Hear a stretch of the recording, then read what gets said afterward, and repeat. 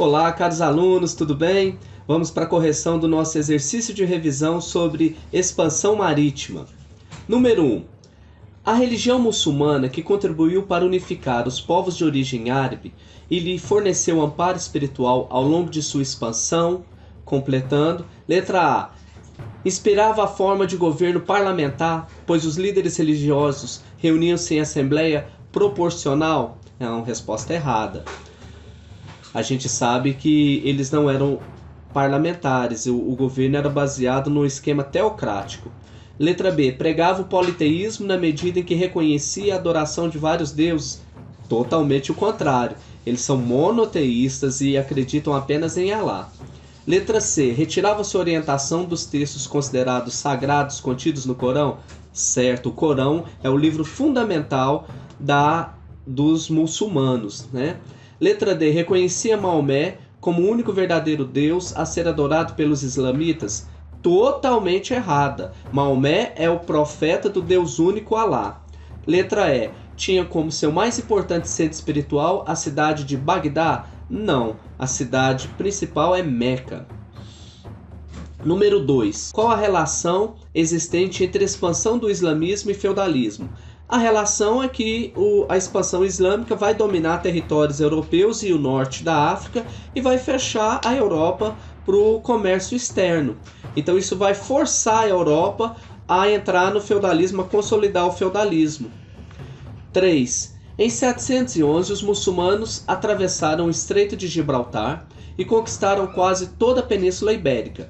Depois, transpuseram os Pirineus e entraram na Gália, mas foram derrotados em 732 por Carlos Martel na famosa Batalha de... Letra A. Aljubarrota? Errado. Letra B. Poitiers? Certo. C. Waterloo? Errada. Letra D. Al-Qader Keb? Errada. E Granada? Errada. 4. A Revolução de Avis concluiu o processo de formação territorial de Portugal ao colocar fim às ambições de Castela pelas terras portuguesas. Na história de Portugal, outro acontecimento é muito marcante no que toca à transformação territorial do país. Que acontecimento é esse? Esse acontecimento, letra A, Guerra de Reconquista? Certo. É nesse momento que, liderados por Dom Afonso Henrique, os portugueses vão conquistar o território do Condado Portucalense. Letra B, União Ibérica, não isso vai acontecer posteriormente. A assinatura do Tratado de Tordesilhas é outro assunto, sobre relação entre divisão das terras descobertas com a Espanha. E letra D, descobrimento do Brasil, que também é um processo de colonização, que é outro assunto. 5. Um acontecimento fundamental para o desfecho da Revolução de Avis foi uma batalha que os portugueses, liderados por Nuno Álvares Pereira, derrotaram os castelhanos e forçaram-nos a retornar a Castela. Estamos falando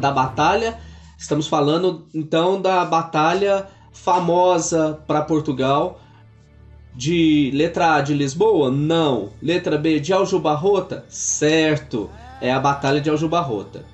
E letra C do Porto também não, nem D do Tejo também errada. 6. Foi fator relevante para o pioneirismo português na expansão marítima e comercial europeia dos séculos XV e XVI. Então o que levou Portugal a ser o pioneiro na expansão marítima? Letra A.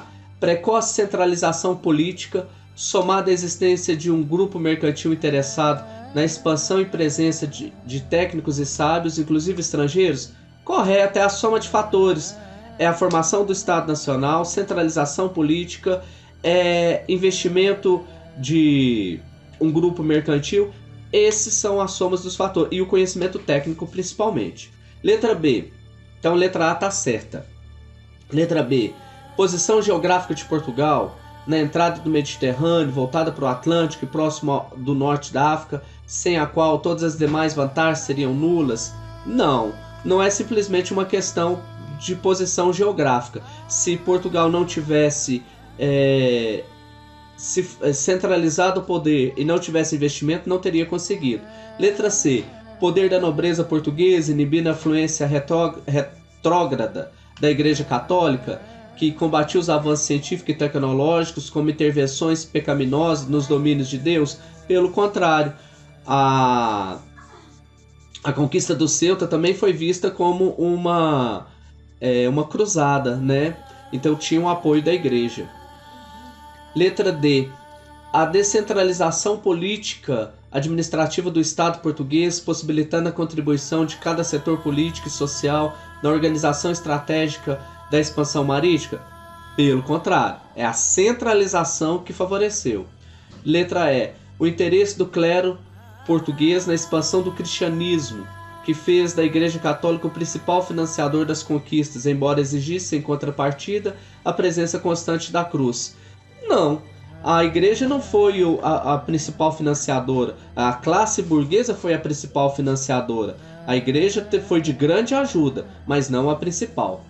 7. Observe a imagem e responde. Então, aqui nós temos a figura do périplo africano. Qual o interesse dos navegadores europeus em chegar até as Índias?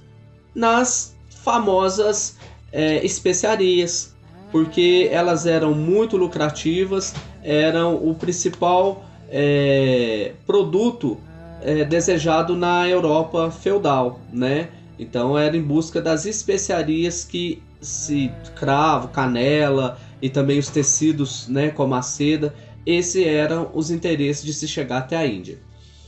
8. Sobre os fatores que influenciaram o pioneirismo português na expansão ultramarina, assinale verdadeiro ou falso nas alternativas a seguir. Letra A. Localização geográfica favorável, pois Portugal estava localizado no Oceano Índico. Não, errada. Oceano Atlântico. B. Domínio de técnicas de navegação e de instrumentos como astrolábio e bússola. Verdadeira. C. Centralização monárquica como Estado moderno que permitiu o financiamento das navegações. Verdadeira. D. Conhecimento de documentos que já falavam de rotas comerciais, que já comunicavam com locais distantes, inclusive com os fenícios que faziam comércio com o Brasil. Aí está uma mistureba temporal que não faz sentido nenhum. Falsa. 9. As especiarias. A especiaria é uma flor, um fruto, uma semente, uma casca ou um caule de planta, seco e com um forte aroma característico. Por exemplo, o cravo da Índia. É um botão de flor que ainda não abriu. A noz moscada é uma semente. A canela e a cássia são cascas. O gengibre e o açafrão da terra, caules subterrâneos. No passado, além de serem usadas na culinária, as especiarias eram também utilizadas na fabricação de óleos, ungüentos, pós perfumados, cosméticos, incenso e medicamentos. Então, pessoal, as especiarias tinham grande valor para o povo europeu. Vamos pensar que a gente está vivendo um momento em que nós não temos aparelhos eletrônicos, nós não temos avanços tecnológicos, e então os produtos naturais eram a essência tanto para a conservação dos alimentos como também para a produção de medicamentos. Então, sobre o comércio das especiarias, podemos destacar que, letra A, as especiarias eram muito procuradas, não apenas pelo sabor que dava aos alimentos, mas pela conservação destes. Está correto. Letra A. Letra B, portugueses e espanhóis monopolizavam o comércio das especiarias na Europa, encarecendo o produto. Na verdade, as grandes navegações elas vão ser iniciadas porque é a Itália que está monopolizando, né? Letra C. Os italianos eram os responsáveis pelo transporte das especiarias, desde regiões produtoras até os grandes portos do mar Mediterrâneo. Não. E letra D. Os chineses e egípcios eram os povos responsáveis pela produção das especiarias no Oriente. Egípcios está errado, né? Então, resposta certa, letra A. 10. As grandes navegações foram acontecimentos muito importantes na história e que contribuíram para mudar o mundo radicalmente. Qual alternativa abaixo não corresponde a uma consequência das grandes navegações? Então vamos lá. Letra A. Estabelecimento do tráfico negreiro é uma das principais e mais nefastas consequências. Letra B. O início da colonização da Ásia. aí já não tem a ver com as navegações marítimas que ocorreram principalmente no Oceano Atlântico. Letra C. Estabelecimento de práticas econômicas do mercantilismo é consequência. E letra D. Transformação de Portugal e Espanha em dois grandes impérios ultramarinos é outra consequência que faz parte. Então, resposta da número 10, letra B. Então é isso aí, pessoal. Bons estudos, espero que vocês tenham gostado. Foco e fé!